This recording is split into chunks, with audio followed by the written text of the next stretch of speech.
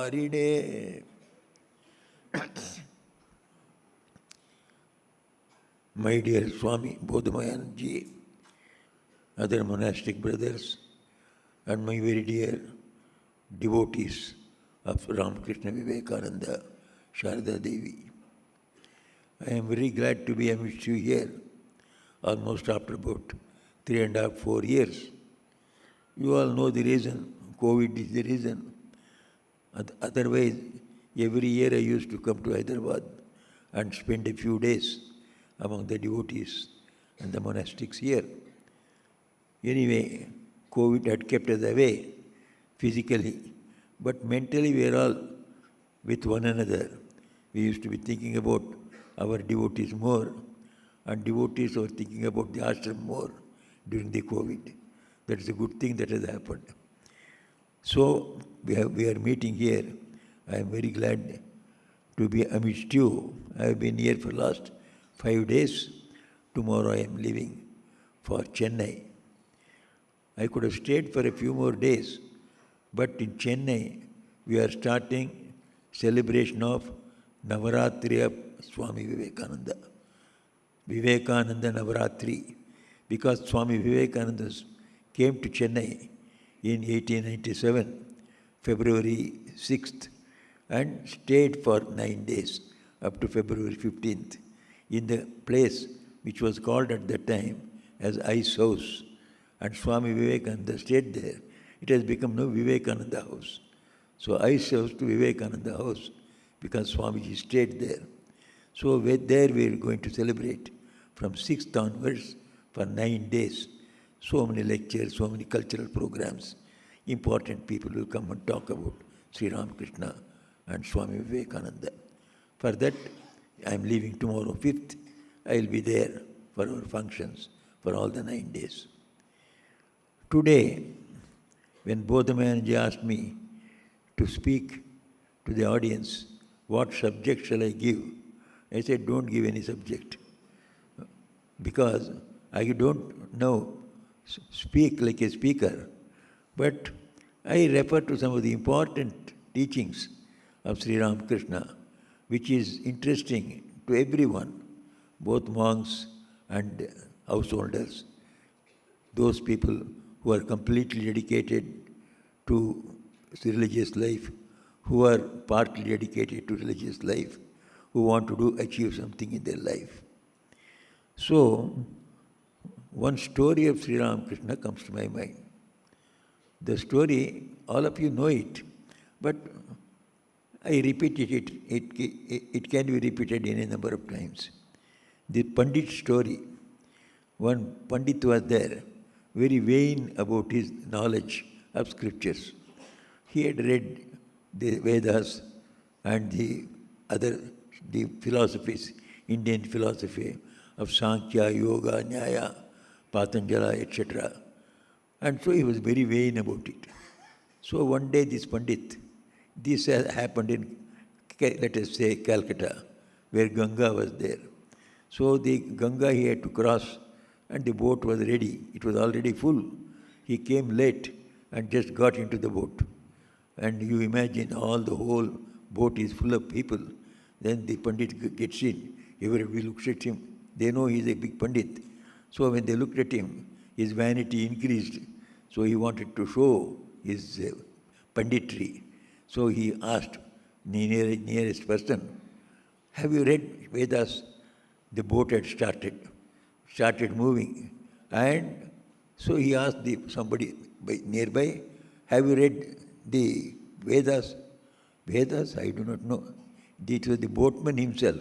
He asked the boatman himself, do you know the Vedas? He knew that he did not know, but he wanted to publicize himself. So boatman said, no sir, I am a boatman, I don't know. I have not read Vedas. Oh, you have not read Vedas? 1/4 of your life is gone waste. Then all the people were wondering, see, this Pandit has read the Vedas, that's why he can ask this question.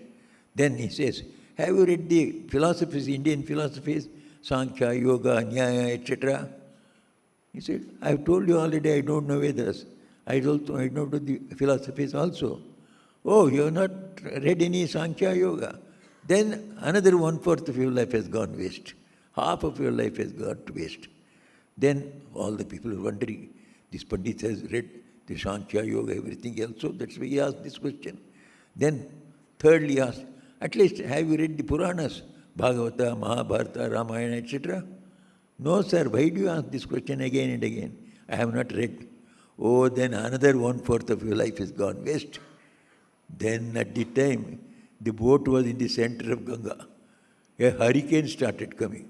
Then the boat started wobbling here and there, and it became so fierce. Anytime the boat may capsize, and the whole people will go under the river. So the boatman asked the Pandit, Pandit, do you know how to swim? Then Pandit said, swimming? I don't know. Your whole life will go. You said my 3/4 of life is gone. Now your whole life will go if you don't know how to swim. Sri Ramakrishna tells this story to us and then tells us the important thing in life is to first learn how to cross this ocean of life. Our life is not a single span. Life after life we are living. So this is one of the hundreds of lives we have got. This life has a goal. So you must remember the goal and try to achieve this goal. So we must remember the goal and try to reach that goal, or at least go near that goal as much as possible. So for that case, we must know what is important in life and what is unimportant.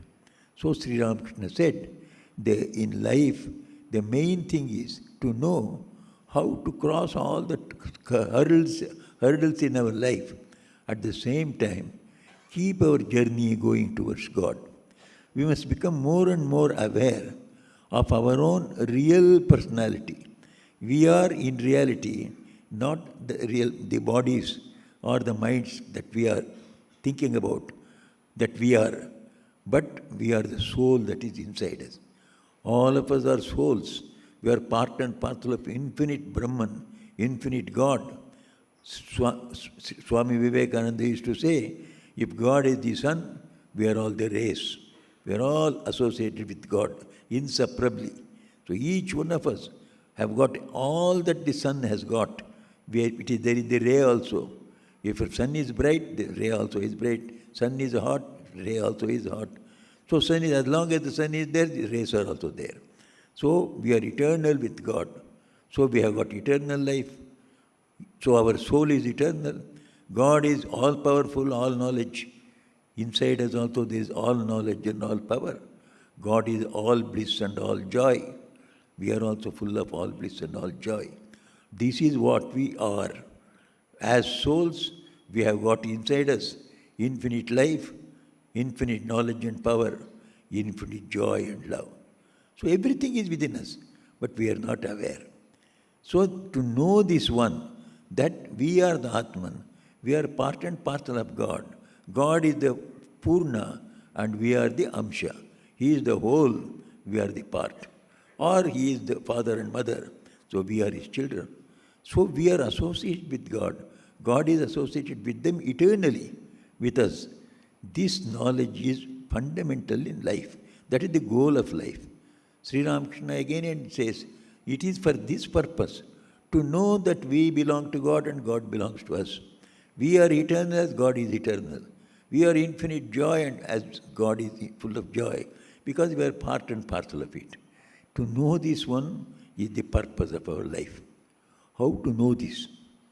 So, should we all of us give up our life in the society as householders, as brahmacharis, or as vanaprathas, and all of us become monks and go away to the ashramas in the hills and dales? Sri Ramakrishna never mentioned that. He said, wherever you are, you can do some practices which will take you nearer this knowledge. What are those practices? These are called the spiritual practices. So Sri Ramakrishna tells us the simplest spiritual practices Sri Ramakrishna teaches. That is what makes Sri Ramakrishna the greatest avatar of this age. So many prophets have come. We start from Sri Ramachandra, Rama came, Krishna came, Buddha came, Jishu came, Zoroaster came, Confucius came, Moses came, Jesus came. So many people came. They all taught how to live the spiritual life. Sri Ramakrishna also taught in the modern age how to live the spiritual life and know our own real self, that we belong to God and God belongs to us. God is there like our father and mother. He is always with us. We are also always with Him, inseparably. We should know it. Sri Ramakrishna also gave instructions for that. One uniqueness of Sri Ramakrishna is his teachings are so simple, so straight, so relevant to the modern age. As soon as you hear, you say, I can do this. That's what Sri Ramakrishna wants. Everybody should feel that they will be able to do the spiritual practices. So he gave us such spiritual practices which every one of us can follow. As householders we can follow, as monks also we can follow. So one of our Swamis, a great Swami, he used to tell, Jesus and Buddha and all these people, they also have given instructions, but they are like jackfruits. So to break the jackfruit and eat the fruit, you have to take a lot of trouble. So the other set of prophets who came, like Krishna and Chaitanya, etc., they made it a little simpler. So they made it like a banana fruit. Banana fruit is much easier. You can peel and eat.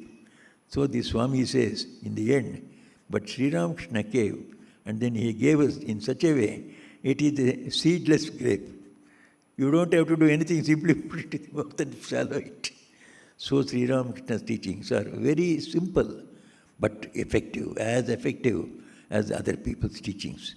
So what is the teaching of Sri Ramakrishna about reaching God, having the knowledge that we belong to Him and He belongs to us?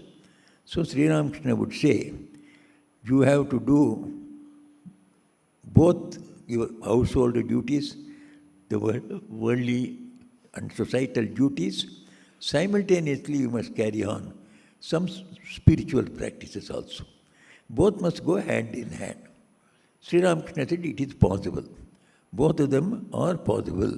You don't have to give up the household life to lead a spiritual life.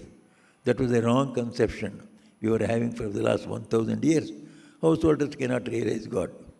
It was taken as a standard truth. But Sri Ramakrishna said everybody can realize God. Whether you are the householder or sannyasi, that doesn't matter. It only matters how much of love you have for God, love you have for these spiritual practices. So both the householders and the sannyasis, both of us are equally eligible for realizing this truth, realizing their own selves as the Atman, part and parcel of God. So Sri Ramakrishna always used to say that you do this as well as that. This means the duties of the world that He has Himself given you, the householders. And when you read the Gospel of Sri Ramakrishna, you find most of the teachings are addressed to householders. It seems that Sri Ramakrishna is more partial towards the householders than towards others, because he knows that householders have got a lot of difficulties to practice spiritual practices. Therefore, he gives more and more importance to his teachings to the householders. So when he says that you can live in the world, at the same time you can progress towards God. How can you do it? So Sri Ramakrishna says, what we call as the secular life, and this secular life must make us feel that we have lived an ideal life as far as possible. We must have this satisfaction. This sort of fulfillment idea must come to us when we live our life.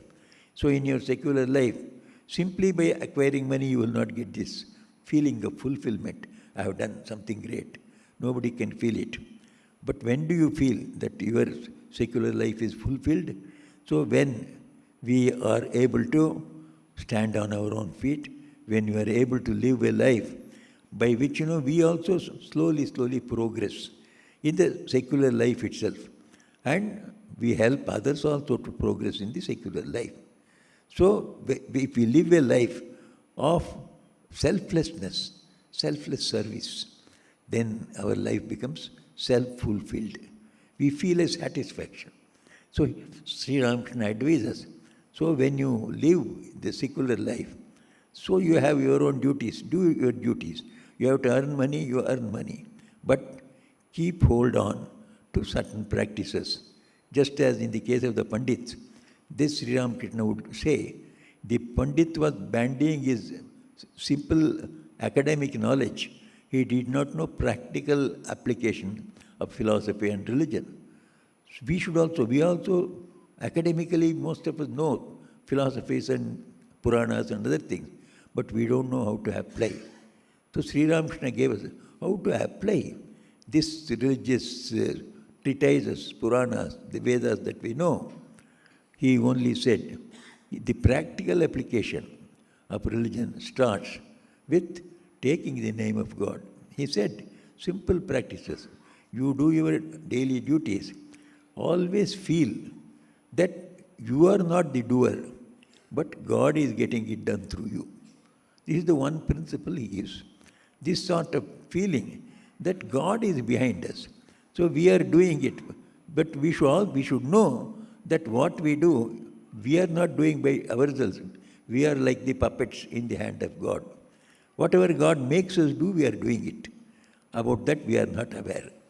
Sri Ramakrishna comes and tells us, you become aware that you are not doing. Whatever you are doing, you are being done to do that by God who is sitting in your heart. Ishvara sarva bhutanam hriddeshe arjuna tishtati brahmayan sarva bhutani yantrarudhani maya. How does God act? He is sitting in your own heart, making different thoughts come in your mind. What we call as thoughts, the origin of the thoughts comes from God himself. All our philosophies confirm it. Where do the thought originate? They originate from God himself. So he is sitting in your heart. He gives you different thoughts, different ideas. And these thoughts make you do some things and abstain from doing some things. All the things happen. First the thought, then the action. So this thought comes from God himself. So he controls the thoughts. He is sitting in your heart. He raises a thought in your mind. Go to ashram. All of you come to ashram. Or sometimes he may raise the way. No, don't go to ashram, go to club. You go to club. So whatever he does, we have to do it because we are puppets in his hand. But if we become aware that God is getting it done, then he will always guide us in the right path. So we must become aware, be aware, do all your duties.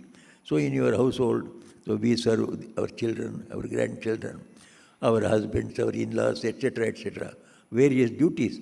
When you do the duties, don't think that you are serving your grandchildren or your relatives and friends. Always think that I am made to serve all of them. They are all different forms of God. Sri Ramakrishna in another place says, Shivajnane Jiva Seva, to serve man as God himself. God is there in everybody's heart. Ishvara sarva bhutanam hriddeshe arjuna tishtati. God is sitting in the heart of everyone, says the Gita. That means if inside the heart, God is established in everyone. Everyone is a temple of God. It is a sacred thing. So we must revere the temple. We must try to protect the temple in every way so that we can use it, others can use it. So this idea that every human being, other beings also, but human beings are the finest part of creation. Therefore, we take human beings as the best specimen for service. So you serve every human being, thinking that you are worshipping God. Sri Ramakrishna inculcates this idea into us. You serve your children. You serve the children with some good dress, serve the children with good food. Think that I have worshipped God with good food, worshipped God with good dress. If you think like this, only attitude changes. Your work of serving your child and giving him food or dress becomes a spiritual practice. It becomes a worship of God. It takes you towards God. Whatever you do and the thought of God comes along with it is called worship. If you think about the God when you are doing something, that becomes worship. So Sri Ramakrishna divinized all our activities. He said, our activities are always with men and women only, because we are human beings. All our dealings, wherever we are, inside the house or outside the house, it is all with men and only, men and women. Whenever we meet men and women and do some service to them, always think that it's not the men and women you are serving, it is God in the hundreds and thousands of forms that is coming to you. God is coming to you in the form of students, if you are a professor. Think that your lectures you are delivering to God in so many ways. Be sincere about it. Give the best lectures that you can give. Prepare and go. That is worship. Similarly, suppose somebody is a doctor. Think that all your patients are God's. Give the best mind, best thinking about his case. Do the best thing that you can do to him with great dedication. That becomes a spiritual practice. When you are serving the patient, you feel you are serving God through the patient. So Sri Ramakrishna gives us this clue. Convert all your activities into spiritual activities by dissociating your ego, that I am doing this, I am doing that, I am helping this. You bring in the idea, not I, but God. Oh Lord, you are getting it done through me. You have enabled me to help so many patients. You have come in the form of patients. You have come in the form of students. You have come in the form of poor people. You have come in the form of so many relatives and friends. Whenever you do that, think that you have worshipped God by helping Him. It is not a social help. It is a spiritual puja. So this sort of an unattached detachment when you are working in the world is most important. This is an important thing. We should, for the people who are in the world. So because we are engaged in the work from morning till evening, we have very little time for other spiritual practices. If we can divinize all of our activities, what we call as secular activities, all will become spiritual activities. At the end of the day, after spending 6 hours or 7 hours in serving others, when you come back home and sit for meditation, you feel a tremendous peace and calmness in your mind.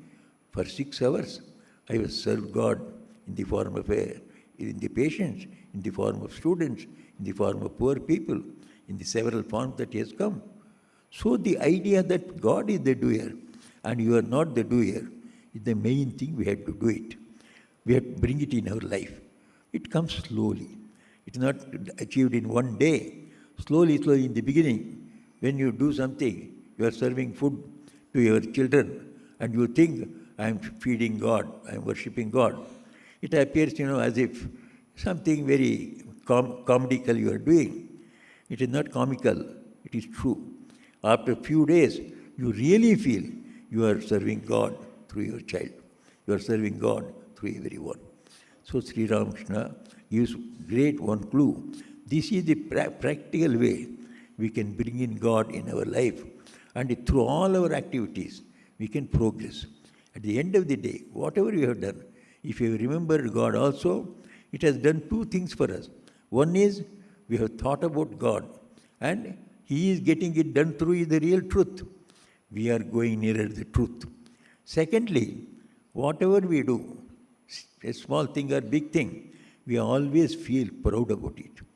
It's not a big thing that you should do to become egoistic. In a small person also may become egoistic. Small things they do. Suppose a beggar is there. So suppose if somebody gives him some big amount, he may go and brag himself. Look, today I got 100 rupees. Did you get? So he thinks he is one up before others. This ego is there in every one of us. We should not allow this ego to develop, because this ego is the cause of all trouble. So Sri Ramakrishna says, lesser the ego, so much God inside you. The greater the ego, God gets away from the heart. He used to say, the ego is like the storekeeper. A big festival is going on in a house, a storekeeper is kept. So whatever is required for others for this festival, they go to the storekeeper and ask. And storekeeper has been advised, you give only this much. If they ask for coconut, give only 2 coconuts, not more than that. If they ask for laddu, give them only 4, not more than that. So if anybody goes there, they get only that much. So someone goes and he wants to get more. He goes to the master and then says, sir, you please come and give. He does not give more than 4 laddus or 2 coconuts. You come. He said, why he is there? When he is sitting there, why should I go? I will not go. As long as he is there, you get only this much, small doles. So if you want God to come into us, so we must drive this storekeeper there. So storekeeper, if somehow he goes away, then the master finds there is nobody else, he himself goes. Then you can ask for 100 laddus also. He will take out and give you. Less the ego, more the work of God. And God is there in our heart. Our ego also is in the heart only. So reduce, by thinking that God is doing it through us, our ego does not grow. All your life you may be serving everyone. You will never say, I have done so much. You will never feel egoistic. That is the real sign of spiritual progress. You have remembered God. More and more the thought of God but comes into your life. Every activity must bring God into your mind. So this we call a very successful secular life, where without developing the ego, we do good to others, we help others, but we always feel humble. It is God that has got it done through us. What is there for me to be proud? So this one clear idea of practical life, by which we can reach God, Sri Ramakrishna teaches us. And the other part of it, this we can do easily when we remember that we belong to God and God belongs to us. How do you know that one? All the saints and seers have told you that it is true that the world has come out from God, not from some physical energy. As the physicists say, there is a big bang. Big bang of what? Some material energy. That material energy, there is a big bang, and the whole thing got divided. Then the center of gravity started working. All the worlds were created, etc., in physics. But India has always known the truth that it did not come from that material energy. Behind that material energy, there is a spiritual energy. It is God. It is from God through His divine thought that let me have this world, let me have all these worlds. By His thought, by His desire, the whole worlds have come. It is from God we have come. So the origin of the world, origin of every one of us is divine, not material. So the present day science does not tell this. Present day science says, no, we have all come from, including our mind and including our soul also. The soul also is the material only, because it has come from the material force. It was like the energy. So from that, everything has evolved. But Indian philosophers, all the Indian philosophers were all saints. And saints had seen the truth. It is not a conjecture. It was not a sort of inference, but it was a direct experience. They experienced that God is the origin of all, the whole creation. Yato va imani bhutani jayante, yena jatani jivanti, yat prayanti abhisamvishanti, tad vijijñasasva, tad brahmeti. Vedas.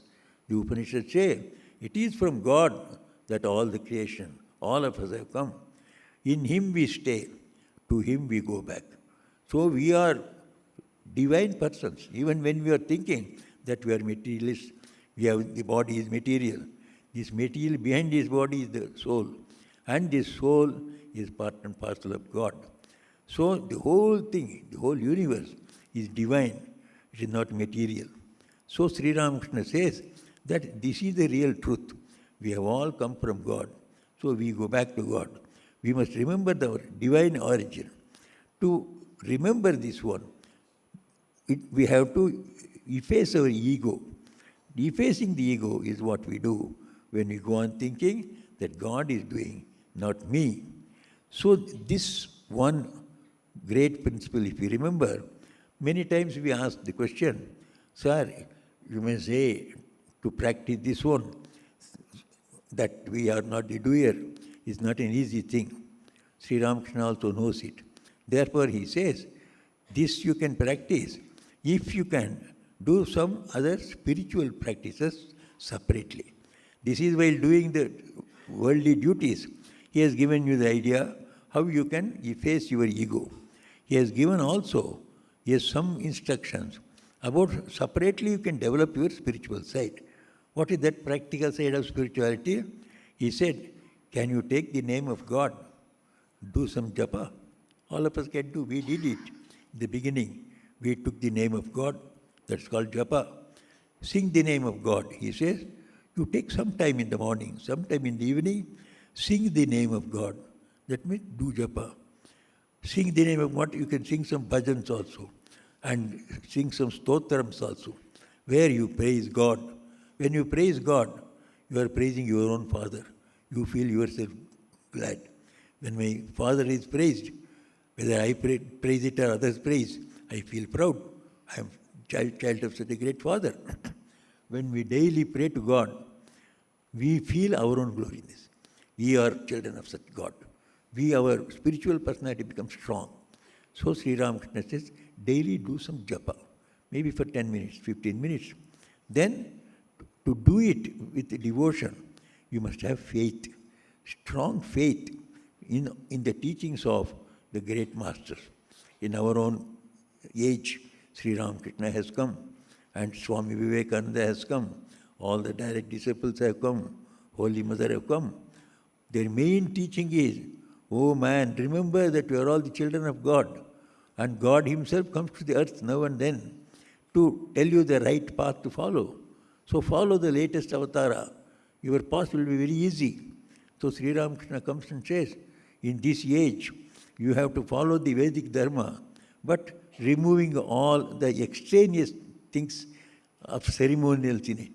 Take the inner pith, real important thing in life, in religion. Important thing in religion is praising the name of God, having faith that we are all his children. He is the primal truth from whom the whole universe has come. Whole universe is filled with God, and we are also filled with God. So God is in us, we are inside God. So you remember this one and take his name. The more you take his name, you feel you are expanding yourself. It is not you are not your body and the mind, you feel you are somebody great. Body and mind may become, now it may be young, it may become old, and later on it may go away also. But you feel, I am not going to go away if the body goes away. Then where will you be? I will go back to my Father from whom I have come. Along with you, perhaps some children has must have come, small children. When this meeting is over, all of you, where will you go? You know your addresses, so you go. But the child does not know its address. But it is also very calmful. It is not worried about it. Why? My Father knows. My Father knows where I should go. So he is moving about here with great peace as you are. And he says, where did you come from? I don't know. My Father knows. So he will take you to the right place. So when we go on praying like that, this faith comes into us. God is behind us. He is guiding us. We need not worry. After my end of this physical life, where will I go? Where will I go? Nobody can tell you. If somebody tells also, you will not be able to believe. So in Jesus, somebody told to Jesus, you see, why not? You have so many saints are there. Those that go to heaven, why should they not come back to the world and then say, the heavens are true, we have gone there. If they come, it will be useful for humanity. Then Jesus said, if they come and say, nobody will believe. This fellow is a charlatan, perhaps wants to make some money, so don't believe him. Nobody will believe. Nobody will believe that they have not experienced. So Sri Ramakrishna says, so you don't have to know where you go. Know that God is my Father and Mother. I am his child. So he knows, And all the great saints and seers say that God is true, that we are His children, it is true. And if we pray to Him, He is always with us, guiding us in this life and in the afterlife also. This is the faith. Faith in the existence of God. Faith in His great mercy and love for His children. And be fearless in that name. Take His name, remember that you are a child, and He knows everything about you. He will lead you ultimately to Himself. Have this faith in God. This is very important. Sri Ramakrishna says, if you have faith, already you have advanced 50% in spiritual life. And then with faith, you do japa. You should do some prayer daily. Along with that one, he says, have some satsang. Satsang, company of the holy. So here you have all come here. So this can be called as a satsang. Sat means good. The assembly of good people. Who are the good people? Who have God as the goal of their life. If anybody thinks, this is not the worldly things I want only, I want to be comfortable in this secular life, it's true. But this secular life should not take me away from God. So I must also go and reach God.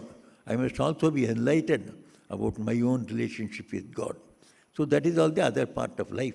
So that also must come to me. Whoever is having this ideal, that we want to live well in this world, but not forgetting God. So we must remember God also. So we shall do some japa, we shall do some prayer, we shall increase our faith. The faith and prayer, this should become part of our life. It should grow with us as we proceed in our life, as we make career. Nowadays, career making is an important thing in secular life. Correct. There is nothing bad about it. But as you care for your career in the secular life, there is a career in spiritual life also. That is in increasing your faith and your power of prayer. More faith you have in God, deeper will be your prayer. Deeper will increase. How does it increase? You do japa regularly. You pray in your own way daily. Maybe for some half an hour in the morning, half an hour in the evening. Then you do your worldly duties also thinking that God is getting it done through you. This simple method will make you advance both in the secular life and in the spiritual life. The secular happiness that we get in this world, we give the technical word in Sanskrit, abhyudaya. Abhyudaya means welfare in this world. So we must, by following this path of Sri Ramakrishna, we get abhyudaya. We will be able to live peacefully and helpfully to others. And we feel a great joy in it. We also live well, we help others also to live well. So this is called abhyudaya. So we must get this abhyudaya through good religion. If we lead a good spiritual life, we must get this abhyudaya. If somebody says, oh, I have been living a spiritual life, but I am miserable all my life, it's not, there is something wrong somewhere. Sri Ramakrishna, if you follow, you will certainly be happy in this secular life also.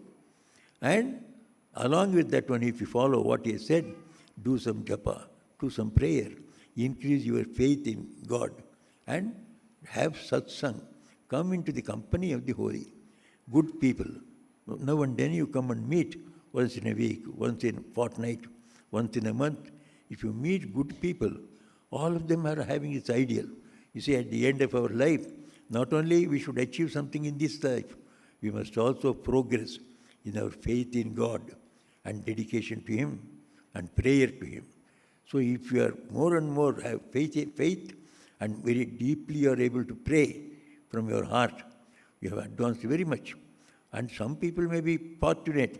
You may have with the darshan of God Himself, the vision of God Himself. That may be very few. But if you don't have the vision of God, Sri Ramakrishna gives us the next ideal. At least develop your love for God.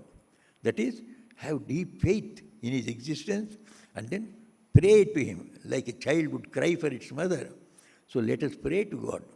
Pray for ourselves, pray for others. If we can do that one, this is the real bhakti. So Sri Ramakrishna says, either you have the vision of God Himself, if it is possible, If all cannot achieve it, at least all of us can achieve the great level of bhakti, the love for God, and our faith and prayer, power in it, so we can develop it. So this should happen. This is called Nishreyasa. This is spiritual joy. The spiritual joy is called Nishreyasa. So Abhyudaya and Nishreyasa, both we want. If real dharma we are following, we should have peace and joy in secular life simultaneously. When we come to the end of our life, we must feel that we belong to God, and it is 100% sure that He is our own, and we belong to Him. He has nothing to fear. I have been coming through hundreds of lives. This is one of the passing phase in my life. My life is the life of spirit. It is eternal life. So the bodies come and go, minds come and go, but I am there. So these ideas, they become very, very clear. And we go to God and reach Him through devotion. And that must come to us. That is Nishreyasa. So through proper dharma, we get Abhyudaya and Nishreyasa. That's what the real dharma should give. The dharma, definition of dharma itself, Abhyudaya Nishreyasa sadhako sa dharma. That is the dharma, good dharma, which can give you Abhyudaya and Nishreyasa. Joy in this world and joy of the internal world. Sri Ramakrishna's dharma is that dharma of this age. He is the Yuga Avatara. He is the appropriate prophet for this age. How simple He has given us the practical life. How we can live with selfless, with detached mind, with our duties in the world. At the same time, give some time for japa, prayer. Through that one, develop faith and prayer. And in the end, we will find we have developed a lot of love for God. We feel that God is our own. God, we belong to God. God belongs to us. This gives us the great spiritual joy. So this spiritual joy also we must get from this life. And our secular careers are there. You need not be negative about it. You can build up your careers also according to your own capacities. So in both ways, we must have Nishreyasa and Abhyudaya, both. Sri Ramakrishna assures us both. So we don't have much time today. So I am very glad that I could exchange my few thoughts with you. We will come again together. If God wills, then we can discuss this matter. This is a very interesting matter. We can discuss for hours together or days together. So may Sri Ramakrishna bless us further opportunity to meet once again and talk about Him and enjoy it. For today, I just close here. May Sri Ramakrishna bless you all with happiness, long life, and good health, and with devotion and the power of mind. So devotion must give us strength of mind. So may Sri Ramakrishna bless you with long life, good health, devotion, and the power of mind to face all the difficulties, go and struggle in life for both Abhyudaya and Nishreyasa. Om Shanti, Shanti, Shanti.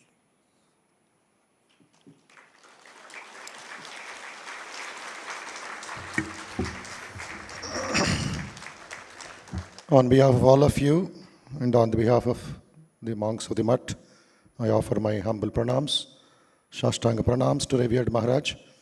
Last 40 minutes without any tiredness or break or anything. At the age of 94 plus, he is much younger than all of us. You can't imagine a man in the world at 94 moving about the whole country and inspiring people towards godly life. That is his sadhana, that is his, even at this age, he does Surya Namaskaram every day, morning and evening, for the kind information. He is highly blessed by Yateshwaranji and other direct disciples of the second generation, and we are now carrying on the legacy and seek Maharaja's blessings and guidance for continuing the seva in the organization, and all of you, as he said, to lead a God-centered life. Sri Ramakrishna's parables, Sri Ramakrishna's message, though simple, Maharaj has simplified it so that even a baby would be able to digest it. That is his uniqueness, that is his presentable skills, his experience, the last 75 years in the Ramakrishna Sangha. Once again, from there itself, you can offer your pranam to Maharaj. There's a